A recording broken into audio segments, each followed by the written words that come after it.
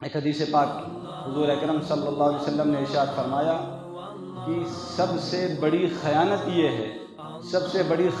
ہے کہ تم اپنے بھائی سے جھوٹ بول رہے ہو اور وہ بھائی تمہیں اس بارے میں سچا سمجھ رہا ہے۔ دو آپ ارشاد فرماتے ہیں، ایک تو فرمایا کہ سب سے بڑی خیانت کہ تم جھوٹ بول رہے ہو، سامنے والا تمہیں سچا سمجھ رہا ہو، بہت بڑی خیانت ہے۔ معلوم ہوا کہ خیانت کا ایک بڑا حصہ جھوٹ بھی ہے۔ ظاہر سی بات ہے، جھوٹ تو یہی ہے، ہم جھوٹ بول رہے ہیں، سامنے والا ہم کو صحیح سمجھ رہا ہے، ہمارے اوپر اعتماد کر کے اور بھروسہ کر کے بیٹھا ہوا ہے، تو فرمایا کہ بڑی خیانت ہے۔ ایک جگہ آپ نے عجیب لفظ فرمایا کہ بدترین خیانت، سب سے بڑی خیانت جھوٹ بولنا ہے اور تمہارا بھائی یا ہمارا بھائی ہم کو سچا سمجھ رہا ہے۔ فرمایا بدترین خیانت یہ ہے کہ ایک مرد اپنے بیوی کے تعلقات کو آ کر کے دوسروں میں بیان کر دے۔ حالانکہ ایک شریف آدمی سے اس کا تصور نہیں ہے، ایک شریف آدمی ہے، اس شریعت کے جو قانون ہے، نکاح ہوا پھر بیوی سے تعلقات ہوئے، ملاقات، تو ان چیزوں کو اگر اپنے دوستوں میں اور اپنے یاروں میں آ کر کے بیان کر دے، اس کا معمولی سا بھی حصہ، فرمایا روئے زمین پر اس سے بدترین خیانت نہیں ہو سکتی۔ یہ ہو رہا ہے۔ جب امانت کے دائرے کو دیکھیں گے بہت بڑا ہے، ایک لمبی فہرست ہے اس کی، قدم قدم پر یہ امانت بھی ملے گی اور خیانت ملے گی۔ اور آج عجیب بات یہ ہے کہ جگہ جگہ پر یہ خیانت کی دکانیں لگی ہوئی ہیں، امانت داری کی دکانیں بند ہوتی ہوئی نظر آ رہی ہیں۔ اب اس کو پہلے اپنا جائزہ لے لیتے ہیں کہ اللہ نے ہم کو جو نعمتیں دی ہیں، آنکھ، کان اور زبان اور ہاتھ پیر، جن کو عموماً استعمال کرتے ہیں، پہلے اس کا ہم جائزہ لیں گے کہ جو آنکھ اللہ نے دی ہے دیکھنے کی، بڑی قیمتی نعمت ہے اللہ رب العزت کی۔ اگر آنکھ نہ ہو تو دنیا ہمارے لیے پھر اندھیری ہے۔ دنیا کی تقریباً جو خوشیاں ہوتی ہیں، جو اس کا نفع ہے، اس کا فائدہ ہوا، وہ ہم سے ختم ہو جائے گا۔ یہ سب سارا معاملہ تو دیکھنے سے تعلق رکھتا ہے، دیکھنے کے بعد کی باقی چیزیں بعد میں آتی ہیں۔ تو آنکھ اللہ نے جو ہم کو دی ہے، جو نعمت بخشی ہے، جس سے ہم دنیا کے نظارے کرتے ہیں، دیکھتے ہیں اور بہت ساری اچھی چیزیں ہم حاصل کر سکتے ہیں۔ یعنی آنکھ کے ذریعے سے ہم بیت اللہ کی زیارت کرتے ہیں، ماں باپ کی زیارت کرتے ہیں، اور حدیث شریف کے اندر آتا ہے جب ایک شوہر بیوی کو دیکھتا ہے اور اللہ کا شکر ادا کرتا ہے، اور بیوی شوہر کو دیکھتی ہے اور اللہ کا شکر ادا کرتی ہے، تو اللہ تبارک و تعالیٰ فرماتے ہیں میں رحمت کی نگاہ سے اس جوڑے کو دیکھتا ہوں۔ تو آنکھ کا آپ جیسے استعمال کریں گے،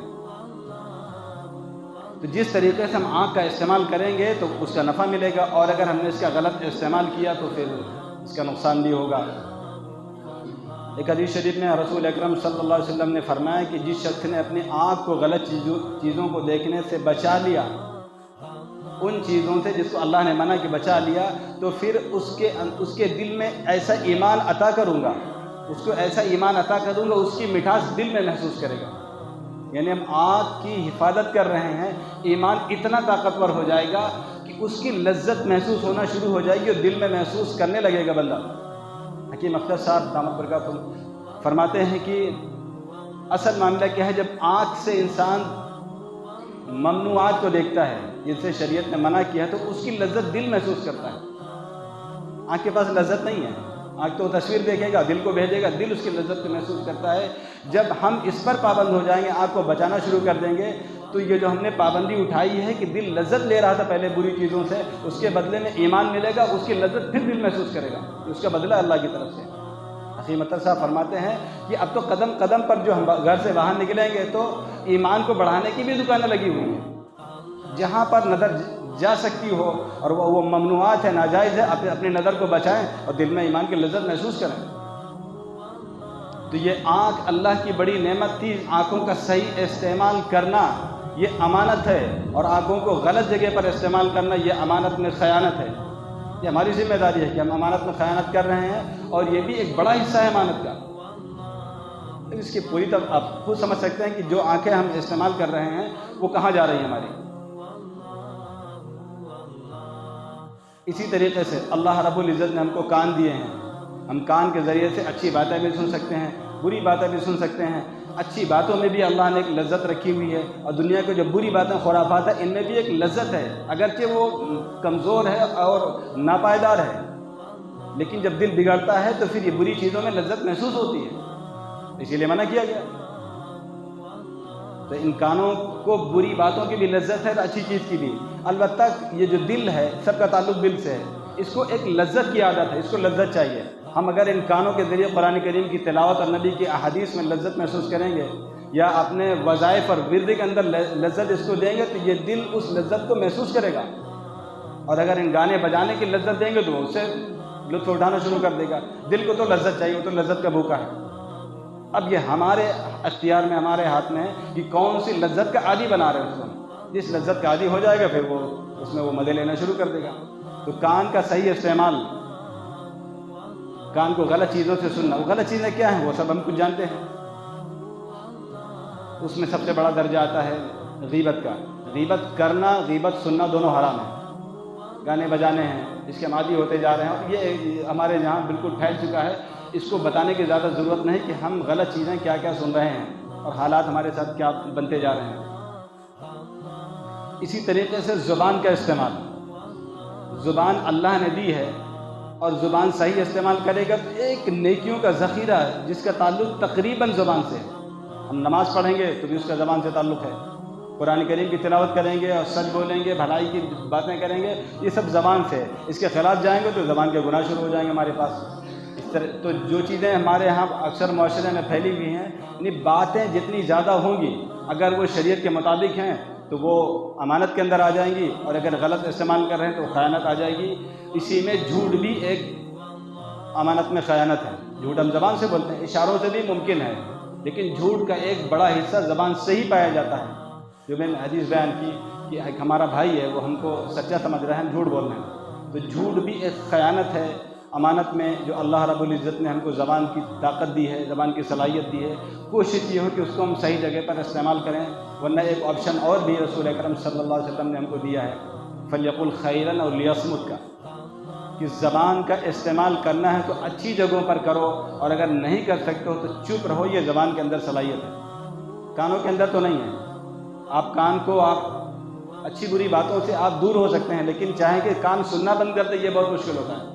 اس کے لیے پھر ایک کان کے لیے کوئی چیز ہم استعمال کرنی پڑے گی، لیکن زبان تو آپ چاہیں گے بولیں گے، نہیں چاہیں گے نہیں بولیں گے۔ آنکھ بھی پر زیادہ اختیار ہے، جہاں چاہیں گے آپ دیکھیں گے، نہ چاہیں آپ نہ دیکھیں۔ کان میں تھوڑا معاملہ مشکل ہوتا ہے۔ تو زبان کو انہی چیزوں میں استعمال کرنا جو اللہ کی مرضی کے مطابق ہیں، اور اگر وہ نہیں کر سکتے تو آپ خاموش رہا کریں۔ امام بخاری رحمۃ اللہ علیہ جو بہت بڑے محدث ہیں، اللہ کے بہت بڑے ولی ہیں، عجیب بات فرمانے لگے، کہتے ہیں کہ قیامت کے دن جب میرا حساب و کتاب ہوگا تو اللہ تبارک و تعالیٰ کی ذات پر میں پوری بھروسہ کر کے کہتا ہوں غیبت کا حساب مجھ سے نہیں لیا جائے گا۔ اتنا بھروسہ تھا کہ ساری زندگی انہوں نے غیبت کو کوئی لفظ استعمال ہی نہیں فرمایا تھا، پر میں غیبت کا حساب نہیں ہوگا۔ اب اس شخص کا مقام دیکھیے کہ جس اپنے آپ پر کہہ رہا ہے کہ میں نے غیبت نہ کی ہے نہ میں نے سنی ہے، اور امید ہے کہ اللہ غیبت کے بارے میں سوال ہی نہیں کرے کہ میرے نامہ اعمال میں غیبت ہے ہی نہیں۔ تو زبان کا صحیح استعمال یہ ہماری بڑی ذمہ داریوں میں سے ہے۔ ہاتھ اور پیر، یہ بھی جو بھی ہم کام کریں گے پیر سے چل کر کے جائیں گے، ہاتھ سے ہم کام کو انجام دیں گے۔ ان کاموں میں بھی ہر مسلمان اپنے بارے میں خوب جانتا ہے کہ ہم جو بھی کام کر رہے ہیں وہ اللہ کی مرضی کے مطابق ہم کر رہے ہیں یا اللہ کو ناراض کرنے والے ہیں۔ اس میں تفصیل کی ضرورت نہیں ہے، تقریباً ہر آدمی جانتا ہے۔ کبھی کبھی ایسے باریک مسائل آتے ہیں سامنے کہ ہم جو کر رہے ہیں وہ صحیح ہے، غلط ہے، جائز ہے، ناجائز ہے، وہ آپ علماء سے، پڑھے لکھے لوگوں سے آپ پوچھ سکتے ہیں، ورنہ اکثر مسائل ہم خوب جانتے ہیں کہ ہم جو کچھ کر رہے ہیں وہ صحیح ہے، غلط ہے، جائز ہے یا ناجائز ہے۔ اس کے علاوہ جب طبقات میں جائیں گے تو ایک ایک طبقہ جو ہے وہ خیانتوں میں ڈوبا ہوا ہے۔ چند مثال کے طور پر ڈاکٹر حضرات ہیں۔ ڈاکٹر جو ہے یہ ایک حلف لے کر کے آتے ہیں، یہ قسم جب ڈاکٹری پڑھنے کے بعد ان کو جو سند ملتی ہے، جو سرٹیفکیٹ ملتا ہے، اس میں یہ حلفیہ بیان دیتے کہ میں مریض کے ساتھ خیانت نہیں کروں گا، دھوکے بازی نہیں کروں گا، صحیح مشورہ دوں گا، صحیح علاج کروں گا، اور اگر علاج بس کا نہ ہوا تو صحیح رہنمائی کر دینا، یہ ڈاکٹر کی ذمہ داری، یہ فرض ہے اس کا۔ اور عجیب بات یہ ہے کہ جو ڈاکٹر حضرات ہیں ان کے لیے سب سے زیادہ موقع ہے لوگوں کے ساتھ ہمدردی کا۔ عام لوگوں کے ساتھ اتنا موقع نہیں ہے۔ مریض آیا، آپ ہمدردی سے اس کے ساتھ پیش آئیے اور صحیح اس کو دوائیں دیجیے، صحیح مشورہ دیجیے، پیسے تو پھر بھی دے گا وہ۔ آپ کی نیت غلط ہوگی، ممکن ہے کہ آپ زندگی میں کچھ % زیادہ کما لیں۔ مریض آیا، مرض چھوٹا تھا، بڑا بنایا، مریض کو ڈرایا، زیادہ پیسے آپ کو مل جائیں گے، یہ ممکن ہے۔ لیکن ایک مسلمان کی جو ذمہ داری ہے اس سے آپ بہت دور چلے جائیں گے۔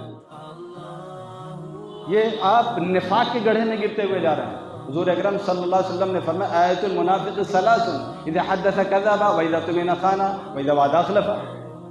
منافق کی علامت ہی یہی ہے کہ جب بات کرے گا تو جھوٹ بولے گا، اور جب وعدہ کرے گا تو اس کی خلاف ورزی کر جائے گا، جب امانت دی جائے تو خیانت کر جائے گا۔ ڈاکٹروں کے لیے میں کہہ رہا ہوں بڑا خوبصورت موقع ہوتا ہے، صبح سے شام تک ان کے پاس پریشان حال لوگ آتے ہی رہتے ہیں، ان کی پریشانیوں پر مرہم رکھنا زبان کے ذریعے سے بہت آسان بات ہے، ایسے پھر بھی دیکھو۔ اور اگر ہم یہ نہیں کر رہے ہیں، اس کے خلاف کر رہے ہیں، جو کچھ ہو رہا ہے آج دنیا کے اندر، تو یہ بڑے ہی خسارے کی بات ہے۔ اسی طریقے سے تجارت پیشہ حضرات ہیں، اب تو لوگ کہنے بھی لگے ہیں کہ جھوٹ کے بغیر تجارت ممکن ہی نہیں ہے، حالانکہ ابھی بھی ایک طبقہ ہے جو سچائی پر تجارت کر رہا ہے، وہ بھی زندہ ہے، کھا پی رہا ہے۔ ہم اس بات کو تھوڑی دیر کے لیے مان سکتے ہیں کہ شاید وہ ان کے مقابلے میں کمزور پڑ جائے، لیکن جب مرنے کے بعد حساب و کتاب ہوگا تو تم اتنے کمزور ہو جاؤ گے تصور بھی نہیں کر سکو گے۔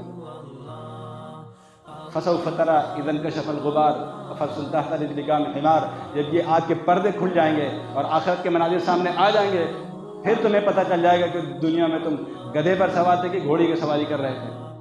ہر آدمی گھوڑے کی سواری چاہتا ہے، لیکن کام گدھوں جیسا کر رہا ہے اور چاہتا ہے کہ گھوڑ سوار کہنا ہے۔ یہ ممکن ہے، حالانکہ یہ بھی ایک میں ماننے کی بات کر رہا ہوں، ورنہ جو ہمارا رزق ہے وہ تو مل کر کے رہنے والا ہے ہم کو۔ اسی طریقے سے جو نوکری پیشہ حضرات ہیں، جو ان کے نوکری کے اور ملازمت کے جو اوقات ہیں، اس میں کمی ذاتی کرنا، ذاتی تو کوئی کرتا نہیں، ان میں کمی کرنا اور بیچ میں اپنے کام کو شامل کر لینا، اس میں کوتاہی کرنا، یہ امانت میں خیانت ہے۔ سرکاری طبقوں میں آج اس امانت کو تقریباً ختم کر دیا گیا ہے۔ سرکاری جو محکمہ ہے، جو سرکاری ملازمتیں ہیں، انہوں نے اس محکمے کو اپنی جاگیر سمجھا ہوا ہے۔